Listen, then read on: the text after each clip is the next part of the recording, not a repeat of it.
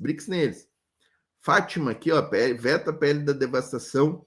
Miriam Almeida, Sósteres, inimigo do povo. A Miriam Almeida está passando aqui todos os nomes dessa catrefa, né? Hortência Barreto está conosco, Ana Cristina Azevedo, muita gente comentando aqui, ó, pessoal, vão deixando comentários, que eu quero trazer para vocês aqui, ó, o Lula está lá no Congresso da Uni agora, presidente Lula falou agora há pouco, tá, pessoal? Faz alguns minutos que o Lula fez essa fala aqui, ó. Quero trazer com vocês, quero repercutir aqui com vocês. 3.118/2024, que altera a lei de número 12.858. Pessoal, me digam aí se tem áudio. Vocês estão ouvindo aí como é que tá o áudio aí? Porque eu tô sem retorno aqui.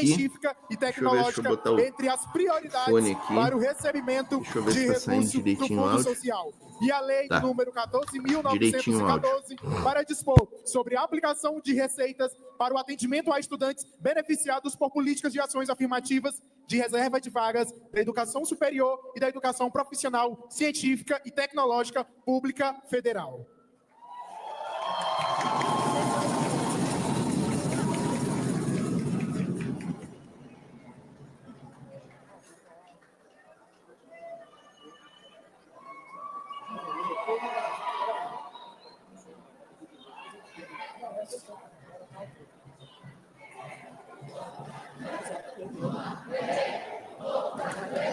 E agora, o momento mais esperado do nosso ato político.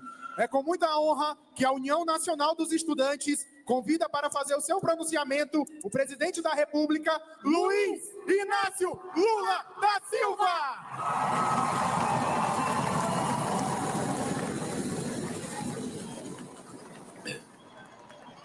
Eu tenho dois pequenos problemas. Eu tenho dificuldade de falar quando eu como. Quando eu como, eu tenho muita dificuldade de falar porque a minha força toda está dirigida, está, sabe, fazendo um sacrifício enorme para mim comer, para mim digerir a comida. E outra que eu tenho dificuldade é quando eu estou com fome, que é agora. Porque já são 2h da tarde, 1h30, e eu já deveria estar viajando para Juazeiro, da Bahia, e depois Juazeiro, do Ceará. Eu fiquei aqui ouvindo os discursos dos companheiros e das companheiras, e eu queria começar parabenizando a direção da UNE, em nome da sua presidenta Manuela. Eu digo todo dia de que eu sou muito grato a todo o papel que a UNE teve nos meus 2 primeiros mandatos como presidente, nos mandatos da Dilma Rousseff e agora nesse 3º mandato. Porque a UNE é responsável pelo fato da gente ter conquistado tantas coisas no ensino deste país. E eu sei que muitas vezes não foi fácil a UNE estar do nosso lado. Tinha oposição dentro da UNE e no movimento estudantil.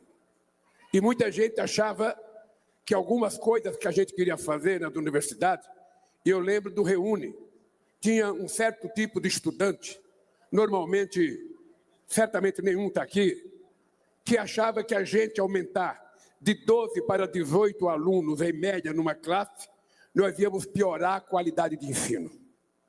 E a UNE enfrentou esse debate. Também, quando nós criamos o ProUni, muita gente dizia que a gente ia ajudar as universidades particulares, que a gente iria ajudar a burguesia brasileira que cuidava da educação. A UNE também enfrentou esse debate. Enfrentou e fez com que as pessoas compreendessem que nós estávamos dando, enquanto a gente não podia fazer as universidades, a gente estava dando oportunidade, cobrando uma parcela da dívida que as particulares tinham com o governo e transformando em bolsa de estudo. Eu tenho muito orgulho, mas muito orgulho, que em cada lugar que eu vou, a coisa que as pessoas mais me agradecem é pai e mãe dizendo obrigado, presidente, porque meu filho fez universidade, é estudante dizendo obrigado porque eu consegui.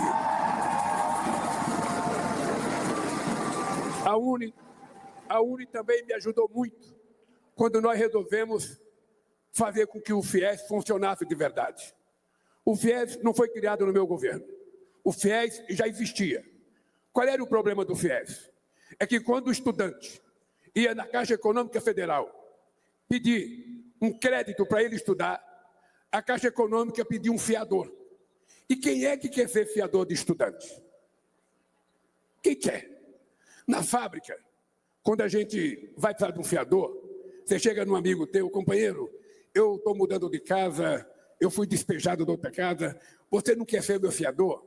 O cara nunca diz não. Ele fala para você, pode deixar que eu vou conversar com a minha mulher. Aí no dia seguinte ele chega e fala, minha mulher me deixou. E como a gente sabia que nem pai quer ser fiador de um estudante, porque o pai não tem dinheiro, nós resolvemos que o Estado iria ser o fiador dos estudantes brasileiros que fossem pegar crédito do FIES.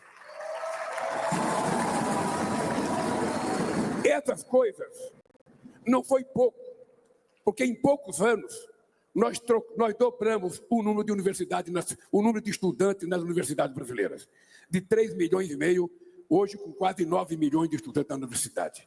É pouco, Manuela? Proporcionalmente à nossa população, ainda é pouco. Se a gente comparar o Chile, se a gente comparar a Argentina, mas é muito diante daquilo que a elite brasileira não fez durante 400 anos. Eu faço questão de repetir para vocês. Para vocês saberem o tipo de elite que dirigiu esse país em 500 anos. É importante vocês saberem. Santo Domingo, aonde o navio de Colombo chegou em 1492, na República Dominicana, teve a sua primeira universidade, feita pelo rei da Espanha, em 1532. 40 anos depois que foi descoberto, a República Dominicana já tinha universidade federal. Você sabe a nossa, quando foi criada? A nossa primeira universidade foi criada em 1920. 420 anos depois da descoberta.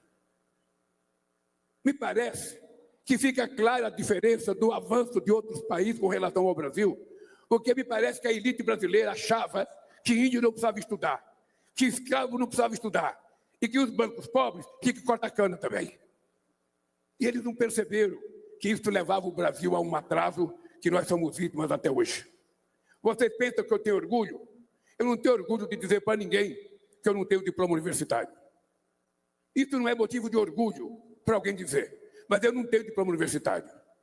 Mas fui o presidente que mais fez universidade na história desse país, mais fizemos escolas técnicas e mais investimos na educação. Por uma razão simples. Quando eu cheguei na presidência da República, eu tinha na minha imagem o fracasso do Walesa na Polônia. O Walesa fez greve no mesmo dos anos 80 que eu fiz.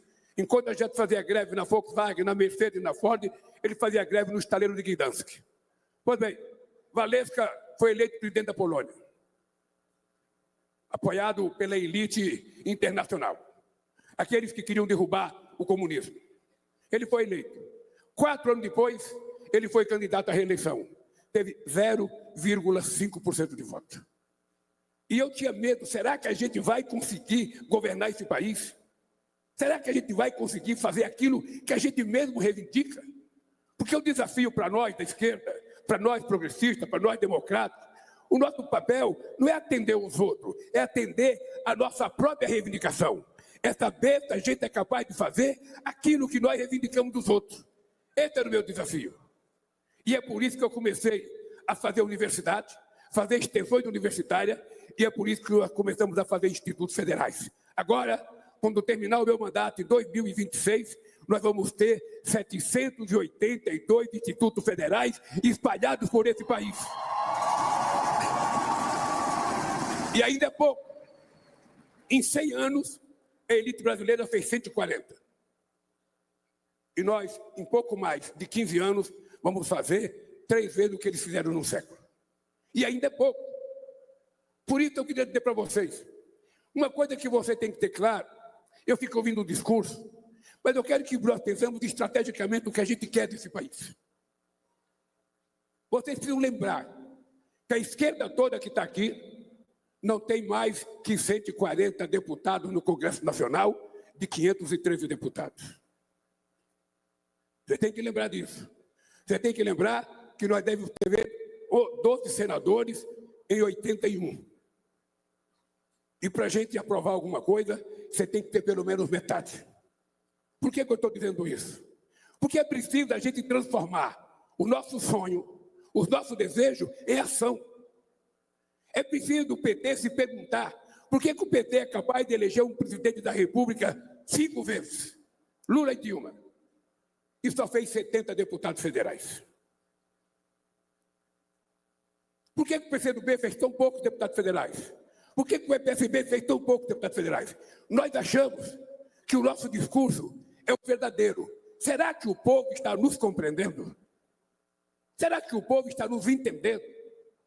Porque uma estratégia para a gente poder aprovar tudo o que a gente quer é a gente ter uma maioria no Congresso Nacional. Vamos pegar o México agora como exemplo. O México, eles fizeram uma vitória tão grande que até decidiram que o Poder Judiciário tem votação direta. É o povo que escolhe um juiz de primeira instância, de segunda instância e da Suprema Corte. Eu estou dizendo isso para a gente pensar. Logo, logo a gente vai entrar no ano eleitoral. E é preciso a gente saber com quantos deputados e senadores a gente quer sair na hora que abrir a urna. É preciso a gente saber por que o povo, que a gente pensa que tem desejo naquilo que a gente fala, não vota nos deputados de esquerda. Não vota no senador de esquerda. Esse é um desafio para um de estudar. Esse é um desafio para a juventude pensar. Porque se a gente não montar uma estratégia de como a gente vai fazer maioria nas prefeituras, no governo do Estado, a gente vai continuar reivindicando e a gente vai ter sempre dificuldade.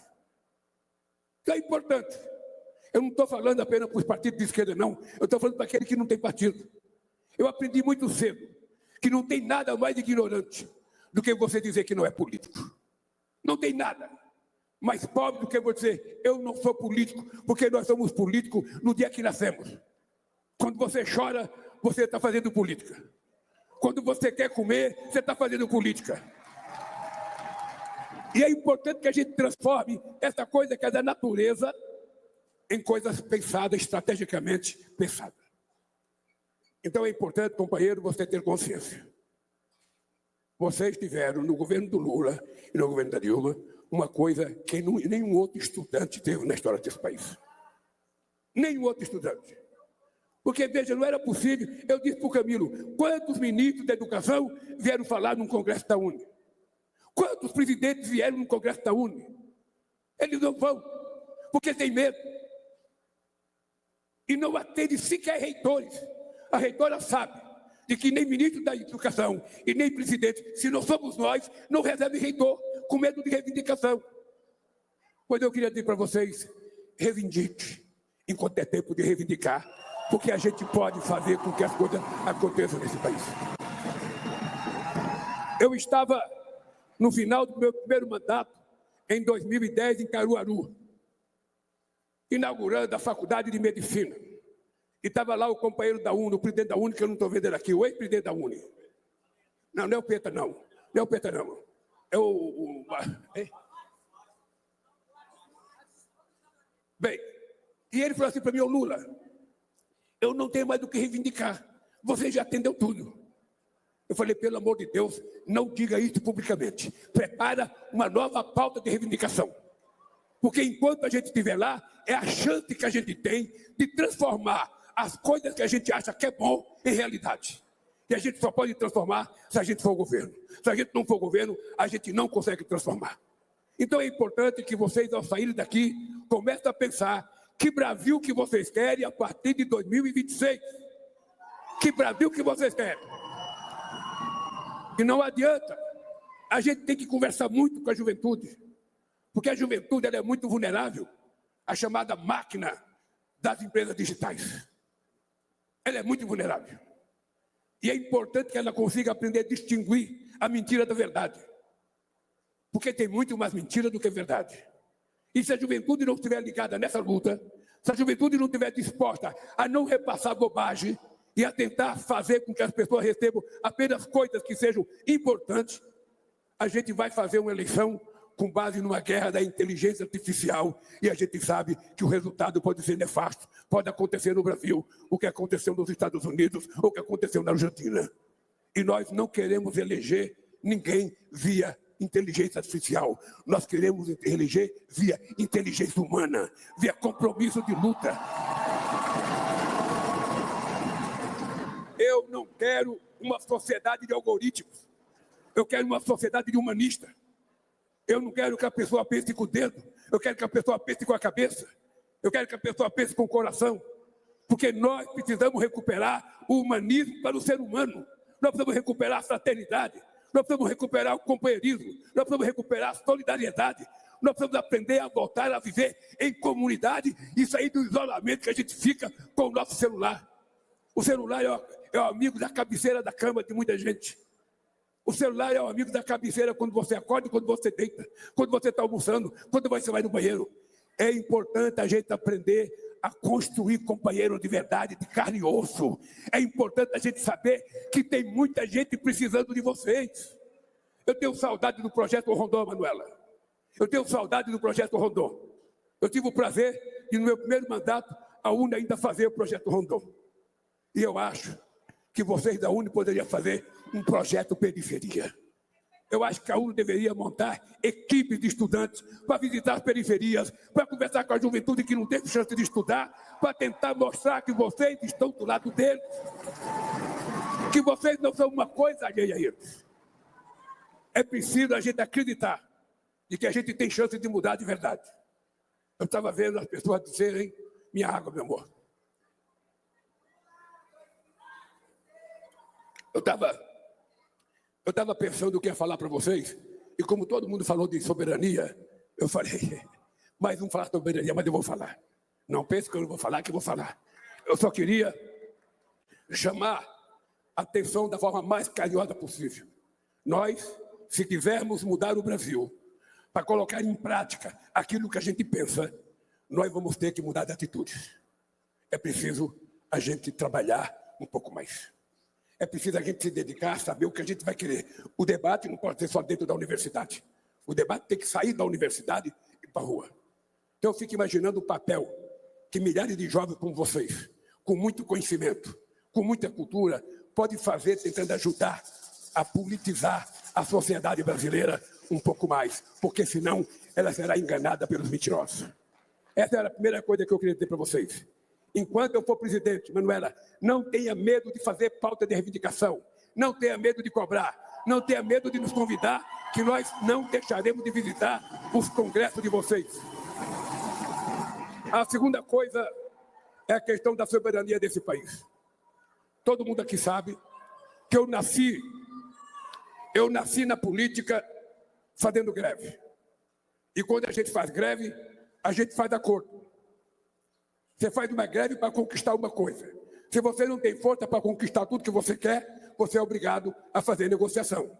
Às vezes você pede 100 e é obrigado a aceitar 50. Às vezes você pede 50, é obrigado a aceitar 30. Aquele cara que é covarde, aquele sindicalista covarde, ele começa uma greve, mas ele não tem coragem de parar. Ele não tem coragem de reconhecer quando a coisa está ruim. Ele não tem coragem de dizer, porque como ele falou muita bobagem ao começar a greve, ele não tem coragem de voltar atrás. E aqui tem o Wagner, que foi dirigente sindical, nós somos de uma função, de uma espécie de dirigente sindical, que a mesma coragem que a gente tem de dizer vamos entrar de greve, a gente tem vamos parar a greve. Esse é o líder. É aquele que comanda nos maus e no bom momento. Então eu queria dizer para vocês uma coisa. Eu nasci aprendendo a fazer negociação. Eu tenho certeza que o presidente americano jamais negociou 10% do que eu negociei na minha vida. Jamais. Então, se tem uma coisa que eu sei na vida, é negociar. E é por isso que o Brasil é o defensor do multilateralismo. Porque depois da Segunda Guerra Mundial, o multilateralismo permitiu que os Estados pudessem viver mais ou menos em harmonia, com respeito à soberania de cada Estado. Nada é conseguido na marra, mas tudo é conseguido com uma boa conversa, com uma boa disputa de conhecimento. Pois bem, o Brasil tem 201 anos de relações diplomáticas com os Estados Unidos. Não é 200 dias, é 201 anos. O Brasil tem um déficit comercial de serviço e de comércio de 410 bilhões em 15 anos. Portanto, os Estados Unidos é muito superavitário com relação ao Brasil. É por isso que a gente não aceita a ideia do presidente mandar uma carta via o e-mail dele, dizendo que a partir do dia 1º, se não libertar o Bolsonaro, sabe, que vai taxar em 50%. Nós vamos responder da forma mais civilizada possível e da forma que um democrata responde. A primeira coisa é que nós não aceitamos que ninguém de nenhum país fora do Brasil se meta nos nossos problemas internos, que é dos brasileiros.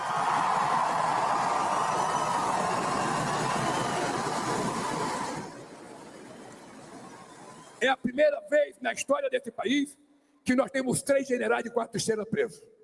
É a primeira vez na história desse país. E não estão presos à toa, estão presos porque tentaram dar um golpe. Inclusive com insinuações de que era preciso matar o Lula, matar o Alexandre de Moraes e matar o meu vice. Não tiveram coragem de fazer, possivelmente porque no dia da posse tinha muita gente. Então essa gente vai ser julgada. Não vai ser julgada porque o Lula quer que ele seja julgado. Eu não sou juiz. Vai ser julgada porque eles mesmos se autodelataram e quem está julgando eles são os ministros da Suprema Corte com base nos autos do processo.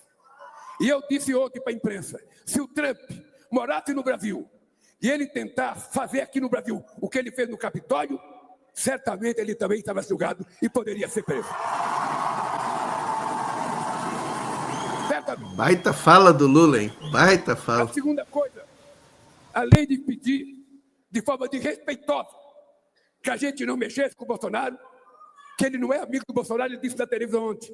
Eu não sou amigo dele, mas ele é boa gente. Ele fez o bem para o Brasil. Ele fez o bem para o Brasil, todo mundo aqui sabe qual foi o bem que ele fez para o Brasil. Todo mundo sabe. Ele ainda vai ser processado pela Covid-19. Pela quantidade de gente que morreu sob a responsabilidade, da irresponsabilidade dele. Dá-lhe, Lula. Agora, 700 mil mortos. O filho dele para os Estados Unidos. Vai lá pedir para o Trump me absolver. Vai lá pedir, vai. E fica abraçado na bandeira americana, esse patriota falso. Nós vamos tomar a bandeira verde e amarela. A bandeira verde e amarela vai voltar a ser do povo brasileiro. O Bolsonaro se abraça a bandeira americana, transfira seu título para lá e vai voltar lá. Porque aqui quem manda somos nós brasileiros. Então, sensacional, muito bom. Uma outra coisa grave que ele falou. Primeiro, ele não tinha informação da questão comercial. Ele foi superavitário. Segundo, ele disse, eu não quero que as empresas americanas, as empresas de plataforma, sejam, cobradas no Brasil. Dizer uma coisa. O mundo tem que saber o seguinte. Esse país só é soberano porque o povo brasileiro tem orgulho desse país. E eu queria dizer para vocês que a gente vai julgar e vai cobrar imposto das empresas americanas digitais.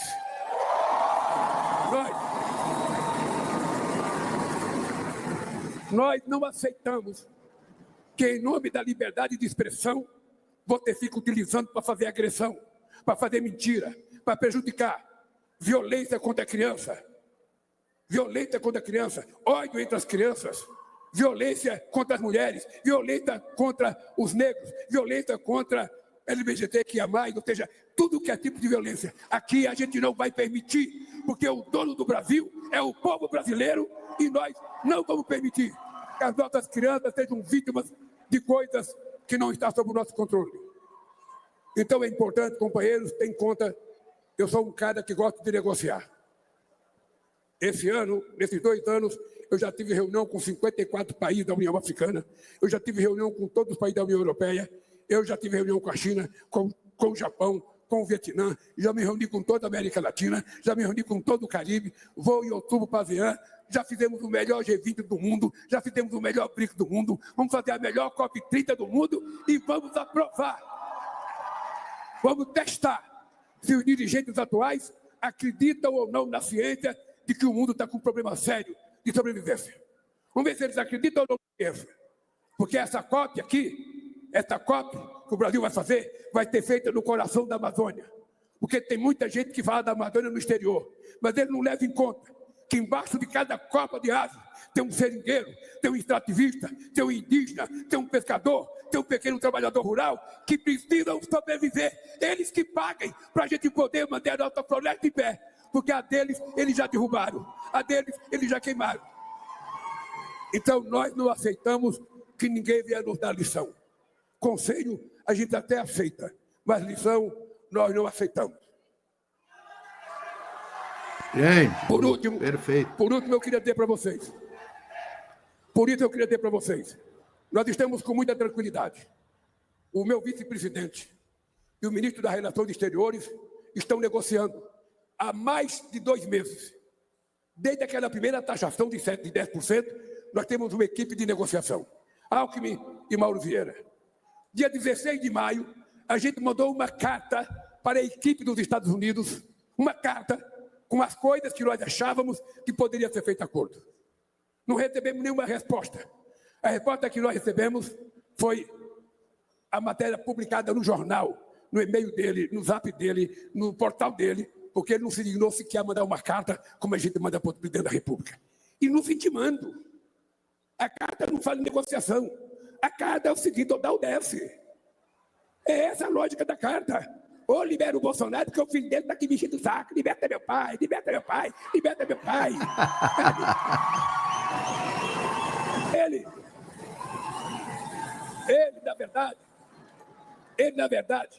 Ele agora tem que ser tratado por nós como os traidores do século XX e do século XXI da história desse país. Ele que não venha mais falar da bandeira verde e amarela, ele que tem a vergonha, se esconda da sua covardia e deixa esse país viver em paz, porque eles não tiveram nenhuma preocupação com os prejuízos que essa taxação vai trazer ao povo brasileiro, que vai trazer à indústria, à agricultura, ao serviço, ao salário do povo, nenhuma preocupação. Então eu estou muito tranquilo. Eu sou jogador de truco. Quando o cara truca, a gente tem que escolher. Eu corro ou eu grito feio na orelha dele. Então, eu tô jogando. O Brasil gosta de negociação. O Brasil respeita a negociação. O Brasil respeita o diálogo. O Brasil não tem contencioso com nenhum país do mundo. Mas um cara que nasceu em Caetés, saiu de São Paulo, chegou em São Paulo com 7 anos de idade, comeu pão pela primeira vez com 7 anos, sobreviveu, criado por uma mãe com 8 filhos, sabe? Chegou a presidente da República, não é um gringo que vai dar ordem a esse presidente da República. Não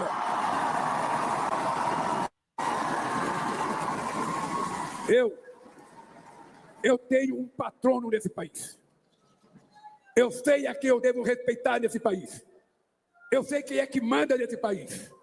Eu sei quem faz desse país ser o que é. O nome dessa pessoa só tem 4 letras. Chama-se povo brasileiro. É a ele que nós respeitaremos. E é por conta dele que a gente vai lutar para que o Brasil seja respeitado nos Estados Unidos e no mundo inteiro, como já é. Um abraço, bom congresso e até o próximo congresso da UNE.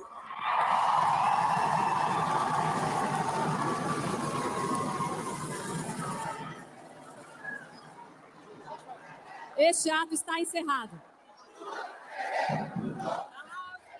Essa foi a participação do presidente Lula no Congresso da UNE. Tá aí, portanto, grande Lula, hein? Grande Lula. A TV Brasil tirou na hora da ovação. Foi mal, TV Brasil. Deixa a ovação que a gente quer ouvir. O Lula sendo ovacionado, né?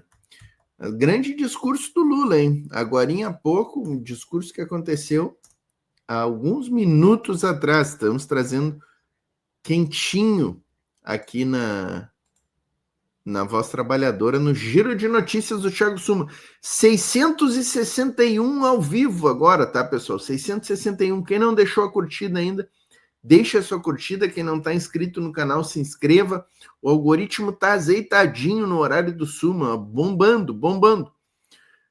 Curtam, comentem, compartilhem. Quem puder, deixa pingos no chat aí para movimentar o algoritmo, que é importante também. Ó. A Fátima deixou R$3 aqui, um sticker, o 5º artigo pingando para chutar o algoritmo opressor. O Isma, nosso grande camarada Isma aqui, ó, utilizando o comentário do membro do canal, né? Membro por 7 meses. Considere se tornar membro. Custa apenas R$ 1,99 por mês. É o preço de meia coxinha, diz o Isma, né? Regina Alves está presente aqui conosco também, ó. Sempre presente com o CCCP, né? Curte, comenta, compartilha e pinga no chat. Obrigado aí pelas contribuições, pessoal. Quem puder, então, torne-se membro do canal. Mas sobre